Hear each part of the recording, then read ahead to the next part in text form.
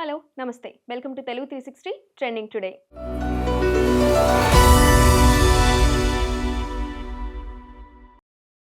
రాష్ట్రంలోని పాఠశాలలకు సెప్టెంబర్ 22 నుంచి అంటే ఇవాల్టి నుంచి దసరా సెలవులు ఇవ్వాలని మంత్రి లోకేష్ ప్రకటించారు.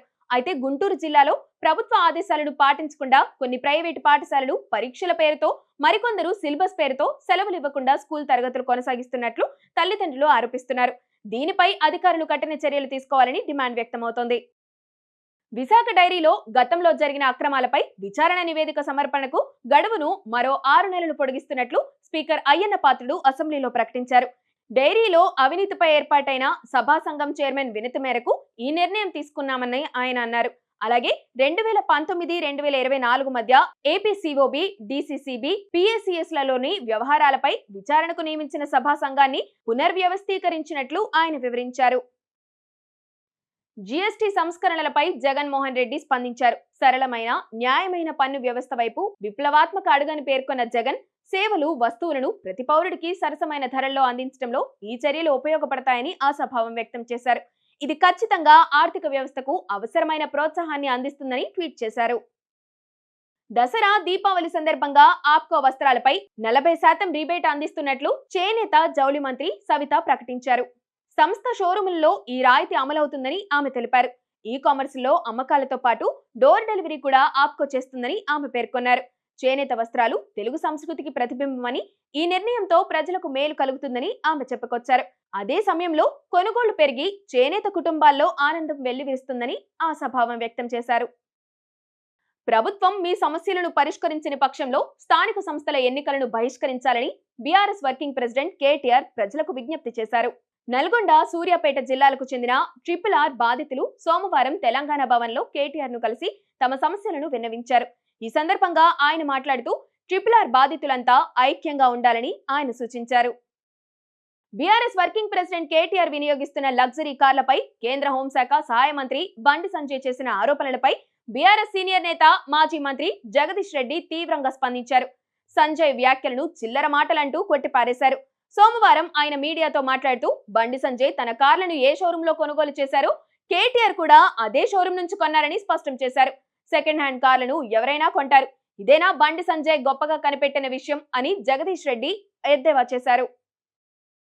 సింగరేణి కార్మికులకు చెల్లించే బోనస్ విషయంలో రాష్ట్ర ప్రభుత్వం మోసపూరితంగా వ్యవహరిస్తుందని మాజీ మంత్రి, బీఆర్ఎస్ నేత హరీష్ రావు తీవ్రంగా విమర్శించారు.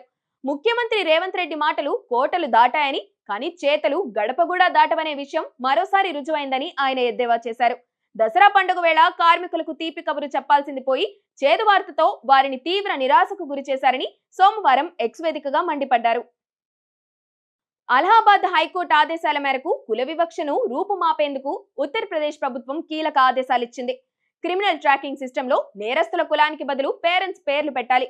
పోలీస్ స్టేషన్లో నిందితుల పేర్లు ప్రదర్శించేటప్పుడు కుల ప్రస్తావన వద్దు. వాహనాలపై కులం పేరు, కులాన్ని కీర్తిస్తూ స్లోగన్స్, కోట్స్ వంటి ఉంటే ఫైన్స్ వేయాలి. సోషల్ మీడియాలో ఏ కులాన్నైనా కీర్తించినా, కించపరిచినా చర్యలు తీసుకోవాలి అని పేర్కొంది. నవరాత్రి ఉత్సవాల సందర్భంగా కేంద్ర ప్రభుత్వం మహిళలకు గుడ్ న్యూస్ చెప్పింది. ప్రధానమంత్రి ఉజ్వల యోజన కింద దేశంలో కొత్తగా 25 లక్షల ఉచిత ఎల్పీజీ కనెక్షన్స్ ఇవ్వనున్నట్లు కేంద్ర మంత్రి హర్దీప్ సింగ్ పూరి ప్రకటించారు. జీఎస్టీ స్లాబుల సవరణలతో ఇవాటి నుంచి రైల్వే వాటర్ బాటిల్ ధరను రైల్వే శాఖ తగ్గించింది. ఇప్పటి వరకు 1 లీటర్ బాటిల్ పై 15 రూపాయలుగా ఉన్న ధర 14 రూపాయలకు తగ్గింది. అలాగే గతంలో 10 రూపాయలుగా ఉన్న 500 మిల్లీలీటర్ల బాటిల్ 9 రూపాయలకి లభించనుంది. అయితే ఎక్కువ ధరలకు విక్రయిస్తే 139కి కాల్ చేసి ఫిర్యాదు చేయొచ్చు. ప్రతి రూపాయి ముఖ్యమే కాబట్టి తగిన ధరలను గమనించి చిల్లరను అడిగి తీసుకోండి కేంద్రం చెప్తోంది. పీఓకేను స్వాధీనం చేసుకునేందుకు యుద్ధం చేయాల్సిన అవసరం లేదని, అది తనంతట తానుగానే భారత్ లో విలీనమవుతుందని కేంద్ర రక్షణ శాఖ మంత్రి రాజ్నాథ్ సింగ్ ధీమా వ్యక్తం చేశారు.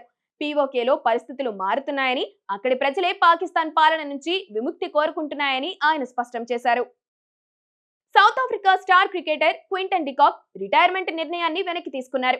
త్వరలో పాక్ తో జరగనున్న వైట్ బాల్ సిరీస్ లో రీ ఎంట్రీ ఇవ్వనున్నారు. సౌత్ ఆఫ్రికా మేనేజ్మెంట్ తాజాగా ప్రకటించిన వన్డే టీ20 స్క్వాడ్స్ లో డికాక్ ను చేర్చింది. 2023 వరల్డ్ కప్ తర్వాత వన్డేలకు, 2024 టీ20 వరల్డ్ కప్ తర్వాత టీ20లకు డికాక్ రిటైర్మెంట్ ప్రకటించిన విషయం తెలిసిందే. ఇప్పుడు అందరి దృష్టి పవర్ స్టార్ పవన్ కళ్యాణ్ కథానాయకుడిగా నటించిన ఓజీ పైనే ఉన్నాయి.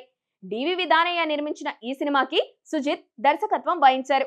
ప్రియాంక మోహన్ కథానాయికగా నటించిన ఈ సినిమా ఈ నెల 25వ తేదీన థియేటర్లకు రాబోతుంది. రిలీజ్ డేట్ దగ్గర పడుతున్న కొద్దీ ఈ సినిమాపై అంచనాలు పెరుగుతూ పోతున్నాయి.